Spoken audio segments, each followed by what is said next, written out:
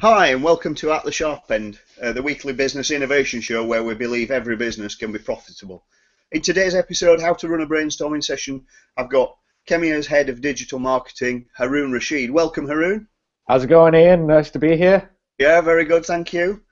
So the things that we will go through today, you will discover about why nothing is out of bounds when you're running a brainstorming session, why you need to set out a clear problem to solve, and why you need to make the follow-ups actionable. And a quick word to our sponsor. At the Sharp End is brought to you by Movi, the video messaging application that allows back and forth video message conversations that can be either public or private. Go to movi.co to see today's top posts. You can sign up for free, that's right, for free, and you can join in the conversations that are happening now. It's a great community. We encourage you to check it out. That's movi.co. And without further ado, now you can see our ugly mugs. Welcome, Haroon. Speak for yourself, Ian. I think I look quite fetching with the light's just right. Preferably no light. You've been in those clubs with black light, haven't you? That's the thing where it's actually purple. That's where I have the highest pull rate. So let's crack on. So the ticks, nothing's out of bounds. That's the first thing, and really important to set the scene, I think. You know, when we start to talk about brainstorming, I've seen so many bad brainstorming sessions where people ask for a problem to be solved and come up with creative ideas, and then almost straight away someone throws in what could be considered a wacky idea, and it's crushed, it's ignored. And that's demotivating, isn't it, Haroon? It is. I mean, when you think of, okay, so in the Khemeia setting, it's usually me that comes out with the wild and wacky idea, but, you know, in Khemeia, it's been encouraged and people run with it. Everyone in Khemeia does think outside the box. So that's enough of that, right? Usually I'm just told to get out. So that's demotivating, right? You're there starting to talk about what you're passionate about, your idea, and someone goes, no, and beats you down. Is that motivating? I don't know. It's totally demotivating, and it's not team playing either, is it? I mean, the thing is, like, I've heard it been said that there's no such thing as a bad idea in a brainstorming session. They're all valid, and everybody should respect each other's opinion. Even if it is a stupid idea, you don't say that to the person. Just write it down.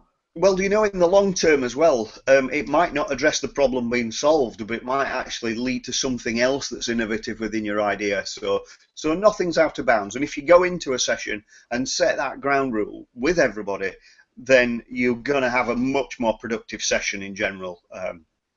We even let Haroon walk around throwing his baseball around and thinking of crazy ideas, right? This one actually... Yeah, absolutely. I've done some of my best work by just chucking this baseball around. And that's just the way it is because it helps me think. And the guys in the team, they do rip me a bit. But, hey, I don't care because it helps me think. And that's just something that I do. So, yeah.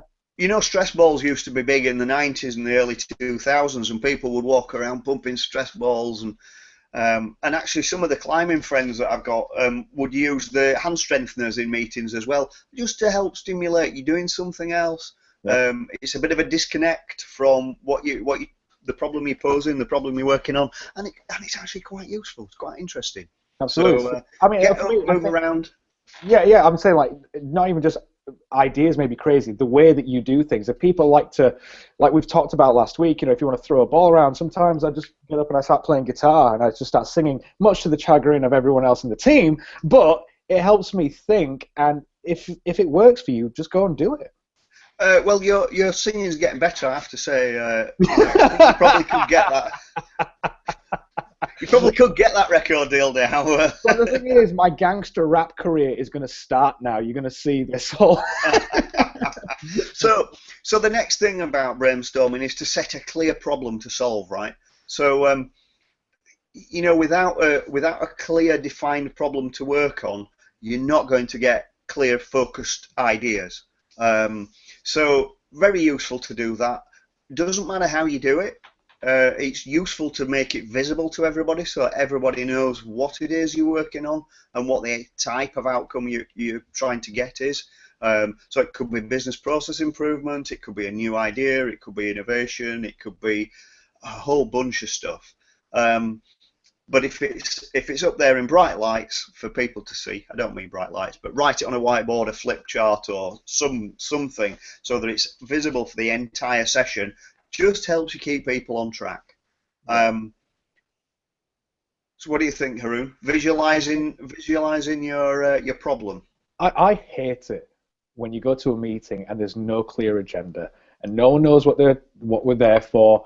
And no one knows what we're supposed to be getting out of it, and people start talking about their cats or their weekend, and no one gives a crap really about it. And you're just like, well, hang on a second, like, you know, an hour later you might be going, weren't we supposed to be doing that? You know, but like you said, the thing is, if you have a clear outcome saying we want to have some sketches of a new website, or we want to have a new business process for this thing here, everyone knows what they're working towards, and it just cuts the crap out. And I like it particularly as well when we're all stood up, because it stops people from waffling. If you sat down, people waffle. If you stood up, energy's good. You kind of get to that outcome a lot quicker, I think.